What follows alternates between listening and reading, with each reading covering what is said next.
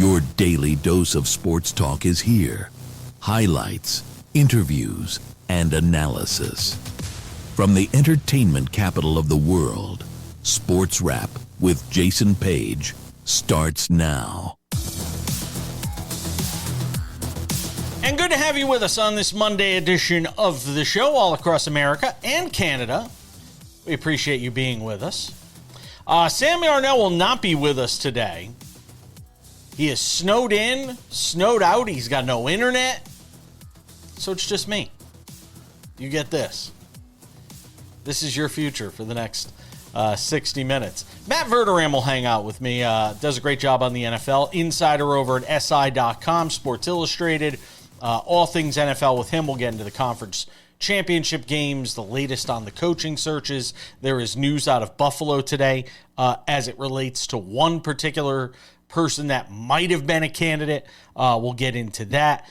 The sports world has been reacting to this latest ICE-involved shooting in Minneapolis. I want to talk about that coming up a little later on in the show. There is also other news from the NBA to get to, revolving around two star players, both thought to be candidates to be moved at the trade deadline, who are going to be tough to move now because they're not going to be playing. We'll get into that.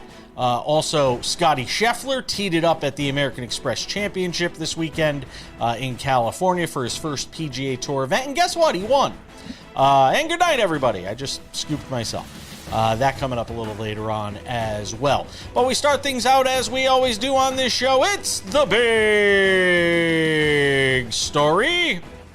And the big story today has to be, obviously, what we saw yesterday in the conference championship games, both with the Seahawks doing what they do, which is win football games. And the big story out of that game is Sam Darnold, because we were all waiting for it. We were all waiting for that moment. Even up until the last minute of this game, we were all waiting for that potential moment where Sam Darnold was going to fall apart, where it was all going to go by the wayside, all his amazing efforts throughout the season, that there was going to be some mistake. There was going to be something costly that happens. And it just never happened yesterday. The Rams were not able to get that moment, extract that moment out of Sam Darnold on Sunday in the NFC Championship game. And as a result, a very deserving Seattle Seahawks team goes to the Super Bowl. And look, I picked the Rams to go to the Super Bowl before the season started, so obviously you know where my rooting interests lie. But this is a great story. Sam Darnold, the ultimate rags to riches story, the former New York Jet. How many people have we seen go into that Jet situation and come out destroyed from it? Thankfully, Geno Smith had some serviceable years in Seattle. We've seen Sam Darnold now doing what he's doing, but we've seen quarterback after quarterback come through the Jets organization and come out of that meat grinder, positively destroyed. And Sam Darnold's come through the other end. Remember, a backup quarterback in San Francisco with the 49ers. A guy that just kind of meandered around the league, was looking for that opportunity. Then he goes to Minnesota, gets an opportunity there with Kevin O'Connell, who, at the end of the day, Sam Darnold should be thanking his lucky stars that he landed in Minnesota. Because what Kevin O'Connell did for his career in being able to show that he could be not just a capable starting NFL quarterback, but a potential Super Bowl winning NFL quarterback. He owes the world to Kevin O'Connell and the folks in Minnesota with the Vikings. For having that opportunity. And, of course, an injury to a certain quarterback there, which obviously had a lot to do with why he wound up in that position. I mean, think about the types of things that had to take place, the sequence of events that had to take place for Sam Darnold to get the opportunity that he got. If McCarthy doesn't get injured last year, he probably doesn't see the field. And look where he is now. He's going to play for a Super Bowl against the Patriots, who he will be heavily favored against, as he should be heavily favored against. Because with all due respect, this Patriots team's going to get mollywopped in the Super Bowl. I am sorry to spoil it for our friends watching in New England. and our friends watching throughout the country who might be Patriots fans, they are going to get beaten in this game. And I don't think it's going to be that particularly interesting. I hope it's a good halftime show with Bad Bunny and Green Day. I hope you have money on something that could, make it interesting for you if you're putting money on the game, because this is not going to be a thoroughly entertaining Super Bowl, I don't think. And I know people will go back and replay this over and over if I'm wrong, and that's fine. I don't care. I have thick skin. I can take it. But I feel like this is a missed number right now. The odds on this game are at 4.5. The Patriots getting 4.5. They should be getting at least 6.5. This thing's off by at least 2 points. I think this is a 7 to 10 point game at best. At best. I just don't see New England having the firepower to be able to hang with this Seahawks team. If you've watched this postseason, you should know by now, this Patriots team is not scoring a lot of points. And they're going to need to be able to keep up with Seattle. Because that offense is going to put points up. And look, maybe they can force Sam Darnold into some mistakes. That's going to have to be their hope. Try and limit the number of possessions that offense gets. I mean, you had Cooper Kupp making big catches in that game yesterday. And I'm watching this pedestrian. And I don't want to hear about the weather. I don't want to hear about the weather when we talk about this matchup between the Patriots and Broncos yesterday. There was no weather in the first half of that game, and the Patriots offense couldn't do anything against the Broncos. And quite honestly, if the Broncos have Bo Nix, they're probably in the Super Bowl right now. And by the way, they probably get beaten by Seattle too.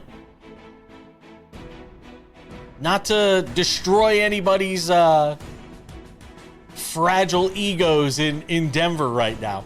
But if the Broncos get there, I thought yesterday's game between the Seahawks and Rams was the de facto Super Bowl. And I didn't see anything yesterday from the Patriots in that game that made me think otherwise. I still feel like it was the de facto Super Bowl. So enjoy the build-up for the next 2 weeks. Somebody's going to try and sell you on why the Patriots can win this game. You're out of your mind. If you're thinking about betting the Patriots, just don't bet the game. Just stay away from it altogether, because they're not going to win. I'm sorry to disappoint. Great season. Congratulations on 14 wins in the regular season. They're not winning this game. What does Matt Verderame think? The SI.com NFL Insider joins me next.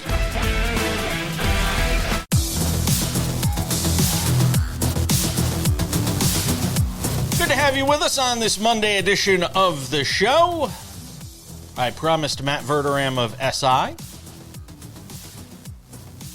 and the NFL Insider over at SI is here. Let's get into all things NFL with him, and we begin with what took place yesterday on Championship Sunday. And, of course, the Seattle Seahawks punched their ticket, Matt, and, boy, it was everything I thought it would be. I thought it was going to be a great game. I thought there would be points. I know a lot of people on the broadcast were kind of surprised there was.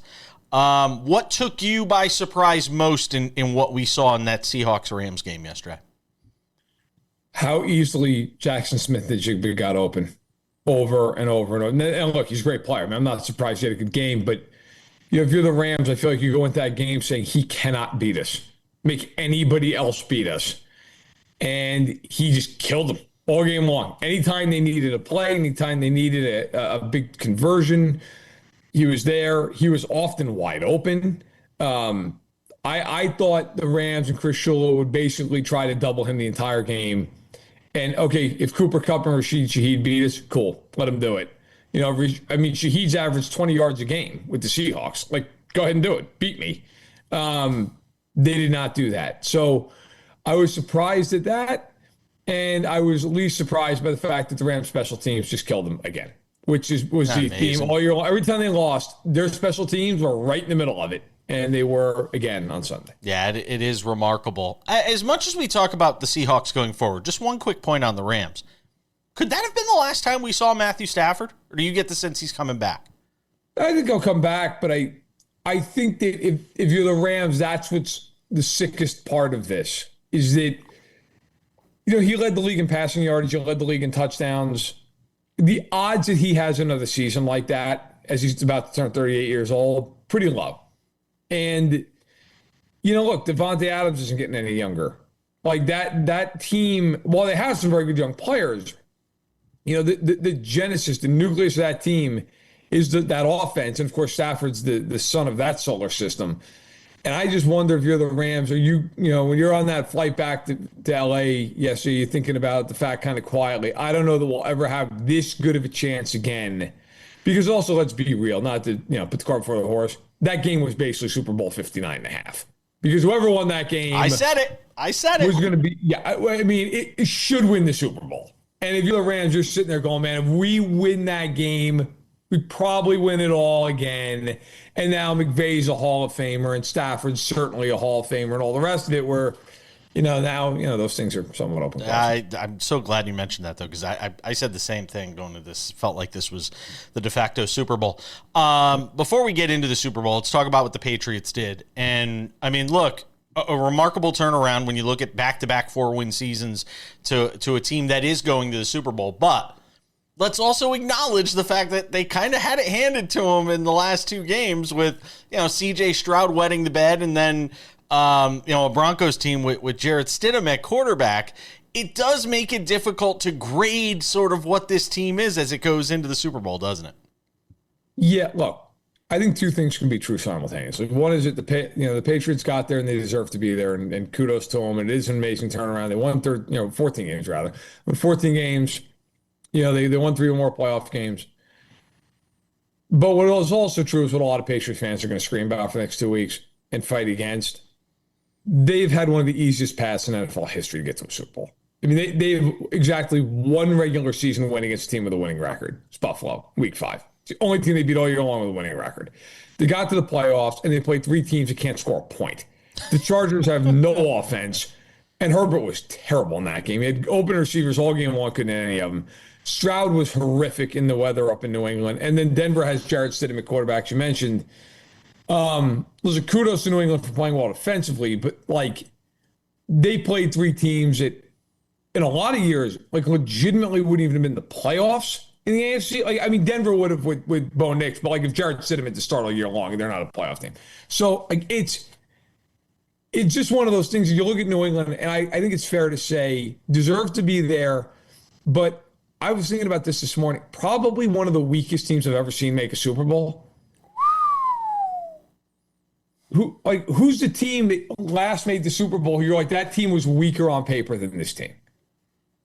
You're going back a ways. Yeah. What team is it? Because you could say, well, Cincinnati, but Cincinnati had Burrow and Chase and Higgins and Mixon in his prime. Listen, I'm not going to make him out like they're the 94 Chargers. Because they're better than the 94. But, they're probably, in that 2000 Giants range, right? You're a Giants fan. Like that. Yeah.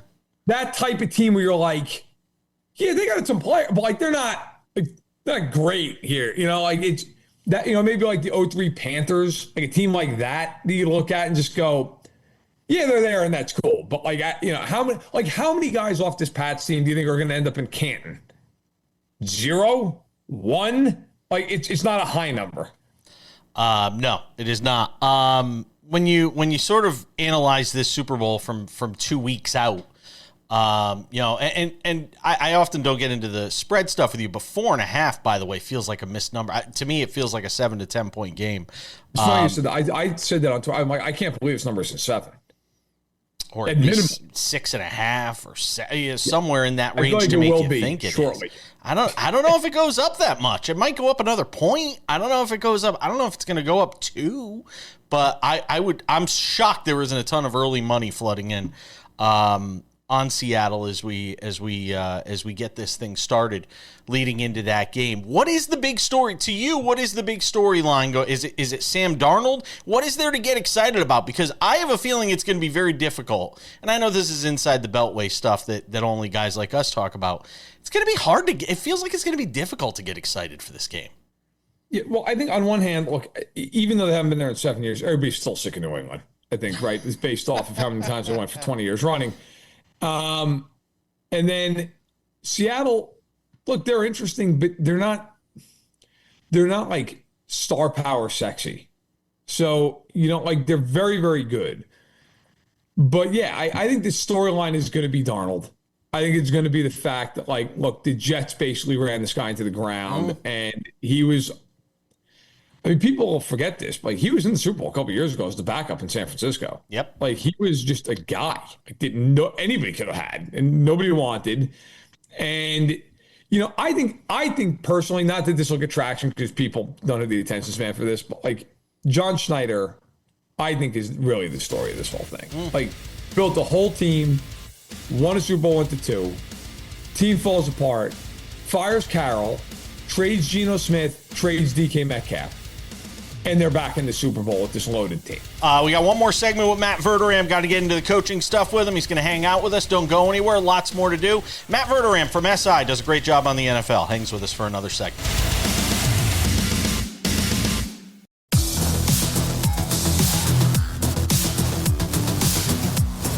Continuing the conversation on the NFL, our friend Matt Verderame is here. SI.com, NFL Insider. He'll be out at the Super Bowl with all our fancy foosball friends next week. Let's get to the coaching side of things and talk about Mike McCarthy. There's still 4 teams with openings. At this rate, it feels like they might all be filled by the time we get to the Super Bowl, the way some of these teams are moving at breakneck speed. Matt, talk about the Mike McCarthy move, from this perspective. 62 years old, not the typical Steelers hire when you look at the last few head coaches they had. Right. I look at it from the perspective of, is this done in some way to appease Aaron Rodgers to get him to come back another year because you still feel like you're in win now mode? I thought when Tomlin goes, you tear it down and you do it over again and you rebuild it correctly. This doesn't feel like that sort of move. What is your read on the logic behind Mike McCarthy and how it relates to Aaron Rodgers ultimately? Well, listen, I mean, if this has anything to do with them retaining Aaron Rodgers, it's insane. Aaron Rodgers was not good. He hasn't been good for multiple years now. It's over. He had a great career. He's first ballot Hall of Famer. It's time to walk away and go do something else with life. The Steelers have been doing what they shouldn't have been doing for the last 5 years, which is treading water and trying to just win like 10 games and make the playoffs. And at some point, they seem to accept the fact that they're not good anymore. Because they're not good anymore. They need to tear this thing down. That being said, look, McCarthy's a good coach. He's won a lot of games in his career. He's won a Super Bowl. The problem I have with the hire is I just feel like at this point in his career, 62 as you mentioned, like he's still got some runway if he wants it. Okay, I mean, there are guys now that coach to their late 60s, early 70s. But McCarthy's enduring legacy in Green Bay, while he won a Super Bowl, was that he should have won more than he did. That team had a superstar in Rodgers at the time, a lot of talent, and they went to 1 Super Bowl. And they had some galling playoff defeats. And then he went to Dallas, and that team was oftentimes picked as a Super Bowl team, everything else, and they would win their 12 games, and that's great, and then they lose in the playoffs to the Niners. Like, that was kind of what they did. McCarthy, if he has a good team, I think will win games, but I don't know that he's going to win the big game. And I wonder how much of this hire is because he's from Pittsburgh. And that seems to be a big thing that teams love to be able to trumpet. Like, I think Brian Daboll is going to end up in Buffalo because he's from Buffalo. It's like, okay, what else is he? Like, is he a good football coach? Because that seems to be more important than where he was born. I mean, and like Daboll, obviously there's more to it. Like, he coached Allen. Like, Daboll was a disaster with the Giants. Like, they're going to hire that guy just because of like 2 years as an OC. Like, I just, look, I'm not going to kill the McCarthy hire, but I think it's just kind of an uninspired hire. Don't hate it, don't love it. It's like a C of a hire. When you talk about should have won more in Green Bay, it makes me think of Bobby Cox in baseball. Almost the Bobby Cox in Atlanta. That Atlanta team should have won more World Series. They won 1. Right. It kind of feels a little bit like that. It's just unfulfilling. Yeah. Like Aaron Rodgers, not to make it about Rodgers, but he was the quarterback for McCarthy all those years in Green Bay. Like, Rodgers is maybe the most talented football player at the quarterback position I've ever seen. Like, just physically gifted. He, Mahomes, Al, all those guys.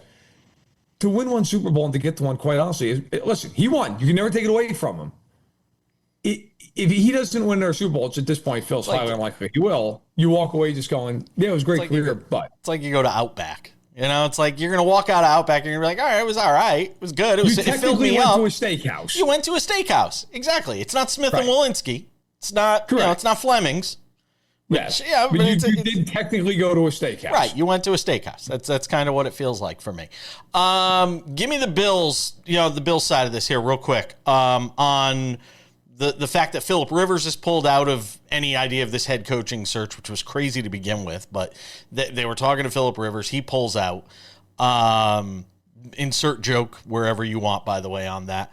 So there's the conversation about, Kubiak potentially there, Daboll, obviously there. You think it's going to be Daboll ultimately, yes? I do. Kubiak, it sounds like, now look, I mean, who knows, but it sounds like the Raiders are the leader in the clubhouse for Kubiak. Now, listen, that stuff can change. I've learned in my years covering the NFL, the coaching carousel is not even worth reporting on because things just change instantaneously. I think Daboll's the guy in Buffalo. I cannot imagine that they're going to hire Joe Brady based on the fact that he's part of this coaching staff that they're dismantling as we speak. McDaniel is not in the running anymore. As you mentioned, Rivers, a hilarious interview to begin with. Like the guy just finished playing an hour ago. And they're like, what about this guy? Let's have a quarterback who's never won a Super Bowl try to teach Josh Allen how to win a Super Bowl. But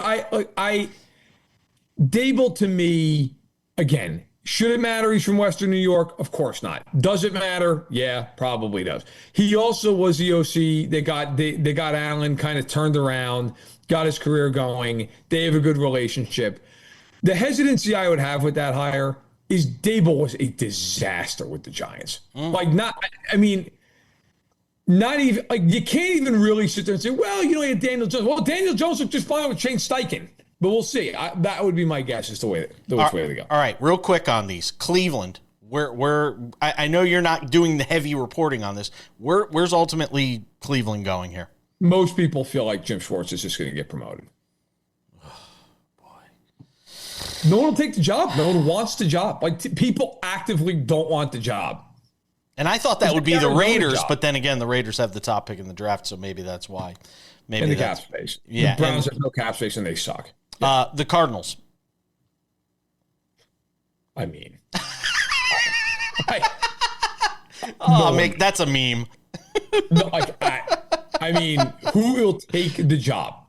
I don't know. I think that right now is considered the least desirable job because ownership has not been great there forever. You have a quarterback who they clearly don't want, who's got a big contract. The roster is okay in spots, lacking in others.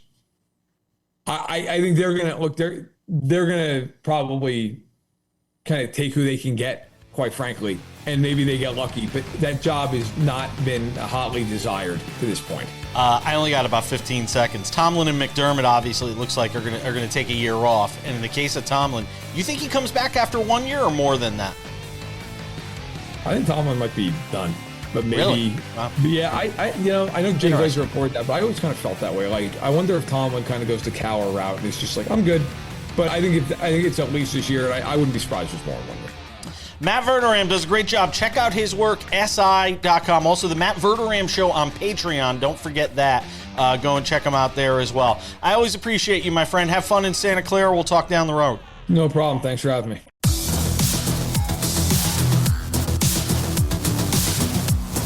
Welcome back to the show.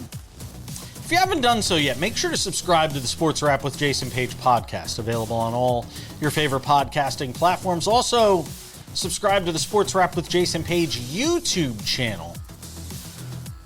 This show is available there Monday through Friday, also Sports Wrap Shorts.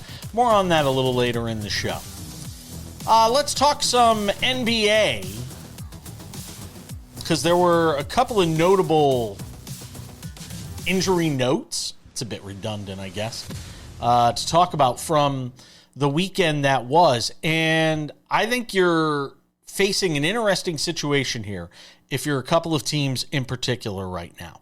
And we got to start with what's going on in Milwaukee with the Bucks, because there's been all sorts of conversation surrounding the future of Giannis Antetokounmpo and whether or not the team would trade him at the trade deadline. He just came back from his most recent calf strain, which knocked him out of action for a few weeks. And then in a game against the Nuggets on, I want to say it was Friday night. It might have been Saturday night. Game against the Nuggets, though, he pulls up lame in a game where, even Doc Rivers acknowledged he was not getting up and down the floor well, was not as engaged as he could be. And some people are looking into this and saying this is Giannis just trying to run out the clock until the trade deadline, force his way out of Milwaukee, that, he's not really hurt. I'm not going to go there because I think it's always dangerous. We went through this years ago with Lamar Jackson about whether or not Lamar Jackson was legitimately hurt. And a lot of people questioned, was Lamar Jackson just dogging it because he wanted to get a new contract from the Ravens and just saying, I'm not gonna go and give my best because I'm on the final year of a deal. I'm gonna force their hand. I'm not prepared to say that because you can't tell what's going on inside a guy's head. That said, in the final minute or so of this game, he pulls up lame, does Giannis. And the Bucks still almost win the game. They wind up losing. He goes to the locker room, then he turns around and goes back to watch the end of the game, which was also kind of a bizarre scenario in the way all of this played out. But then after the game, he came out to the media and self-declared, I'm going to probably be out about 4 to 6 weeks, which takes us till well after the trade deadline, which is coming up fast. The trade deadline, February 5th at 3 p.m. Eastern. We'll have full coverage of it here on SportsWrap, both on this show and through our SportsWrap with Jason Page YouTube channel. But Giannis is going to be out 4 to 6 weeks. That means he may have played his final game in Milwaukee for the Bucks. And I don't know if you're a team, if this is a legitimate injury, I don't know if you're the Knicks or the Spurs or the Raptors or any number of teams that have been mentioned as potential candidates in the sweepstakes for Giannis Antetokounmpo. I don't know how you go and make that sort of deal. I don't know how you go and trade for a guy that feels like he's, his Achilles is a walking time bomb. I would have to have the utmost assurance from him, from the organization, from multiple doctors before I go make any sort of move for Giannis Antetokounmpo. And I think there has to be questions about, the guy you're getting based on the way this whole thing has played out over the last couple of years in terms of, does he want to stay? Does he want to go? Are you getting a guy that's all in, that's fully committed? If things go bad, is he going to go sour? There are a lot of questions out there about Giannis right now. He has hurt his reputation around the league. There is no getting around that. That is an inescapable truth here. Part 2. From Giannis to Ja Morant. Another guy thought to be on the market for the right price for NBA teams. He's dealing with an injury now that's going to keep him out until after the trade deadline. And unlike Giannis, who has at least won a championship, what you've won with Ja Morant has been a lot of headaches if you're folks in Memphis. And for all his talent and what a change of scenery might do for Ja Morant with the right team, is anybody out there really going to give whatever the asking price is from Memphis? And I got news for you. It's probably going to be steep unless they go the route of Atlanta with Trae Young, where you give them up, for essentially a couple of bags of Doritos, as they did with Washington. I don't know how this whole thing plays out in Memphis. There may not be a buyer for Ja Morant. They may have to hold him not because they want to, but because they have to, because nobody's going to give them anything unless they give him up at an enormous discount. And that's going to be hard to sell to your fan base in Memphis right now. Hello to our friends watching us in Memphis. It's going to be very difficult to make that argument to your fan base that you're giving up on Ja Morant, who you invested all this time and money and capital into, and then you're just going to give him away for nothing? Not at least, some first-round picks? Because I think his value is so damaged around the league from some of the shenanigans that have taken place over the last several years, or the last few years at least. It's going to be very difficult to get any sort of reasonable asking price. We will have the trade deadline covered. We always have Kurt Heelan, NBA insider from NBC Sports on the show. Pro basketball talk. He'll be with us on Wednesday. Maybe some other surprises this week on the show when it comes to the NBA as well. So stick around for that. All right, from the NBA, we move to the heartache in Minneapolis right now. What residents are going through there and how the sports world is reacting in real time to what's happening in Minneapolis. I'll get to that next.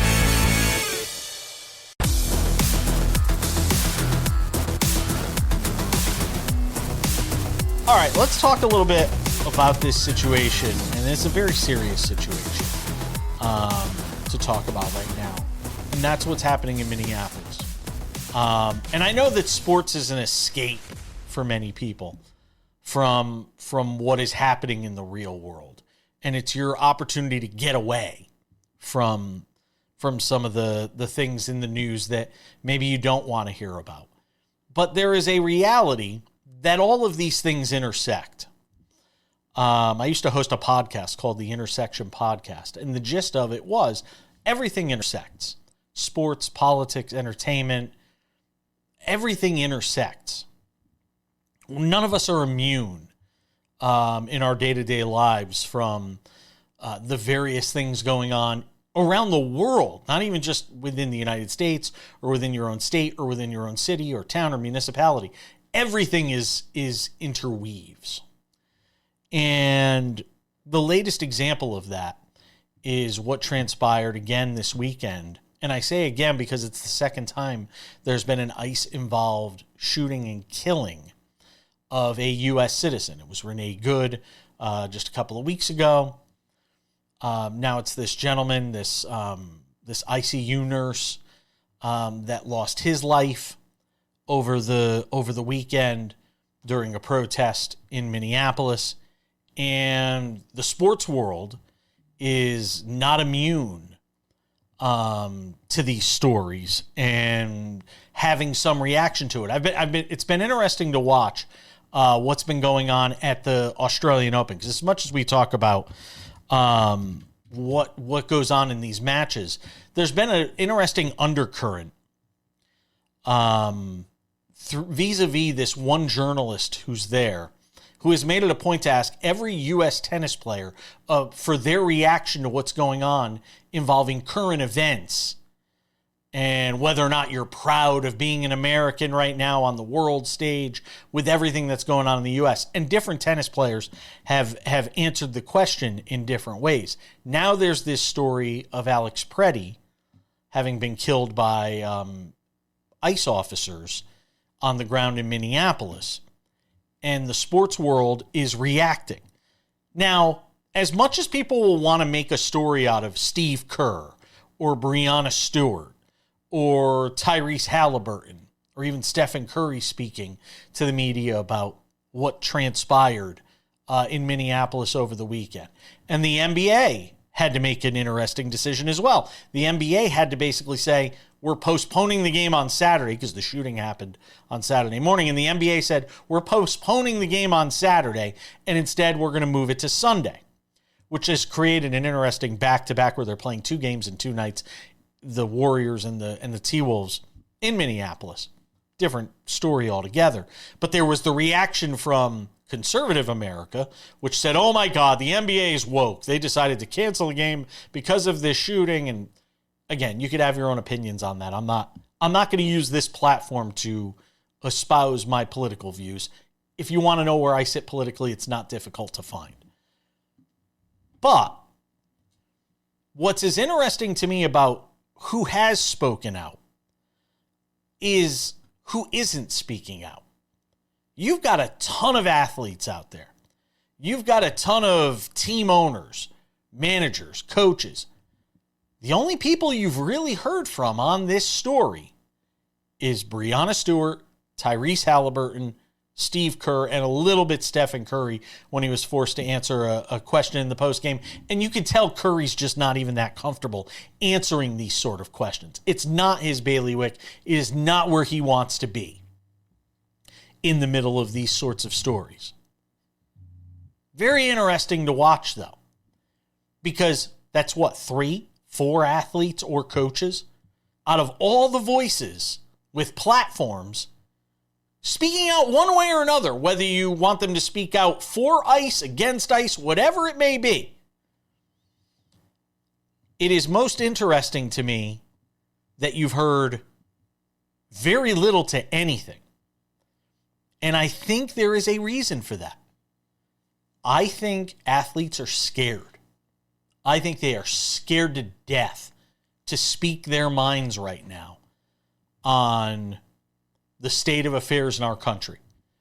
And I think they have been scared to silence by some of the louder voices on the right in the country about what it could mean for your brand. We're coming after you if you have anything bad to say about this movement from ICE. I think a lot of athletes are scared. And I think conversely, there's the Nick and Joey Bosa's of the world who are, clearly very conservative, the Matt Shaws of the world. I think they've been scared into silence in many ways by people on the left. We live in this very polarizing time. There is no getting around it. You are either on one side or the other, and if you're in the middle, we have no use for you. And it's the middle in America that just keeps shrinking as everybody, these larger segments of the population just run to their corners and run into their echo chambers. I don't know if there's any way around it. I used to think sports could bring people together. I don't feel that way anymore. I don't know if there's anything that can ultimately bring us all together. I don't know if there's that unifying moment that's coming that's going to bring us all together. What I do know is we are as divided as we have ever been. And I don't think sports is immune to that. And I thought it was important to at least spend a couple of minutes today on the show discussing that as we all try to figure out a way to move forward together in an extremely fractured environment that we live in. Coming back with more Sports Wrap. Don't go anywhere.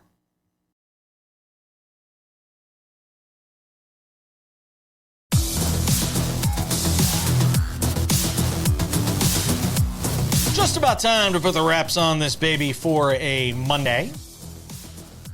Sam Yarnell will be back tomorrow. For those wondering, Sam is not here today because of the massive winter storm. What do they call it? Fern? F-E-R-N? Winter Storm Fern, which has wreaked havoc really everywhere east of the Rockies. We live in Las Vegas, so luckily we have been immune to its effects. Although it's been cold here in Las Vegas. That's about all we've had to deal with, though. So our best wishes go out to everybody who's been impacted by Winter Storm Fern. As of Monday morning, I think 12 people have actually lost their lives from the effects of this winter storm, which is impacting everything from Maine down to the Gulf Coast and all points west, Texas, Oklahoma, all the way, like I said, out to the Rockies. Have been dealing with this. So our best wishes go out to everybody who has been impacted by this storm.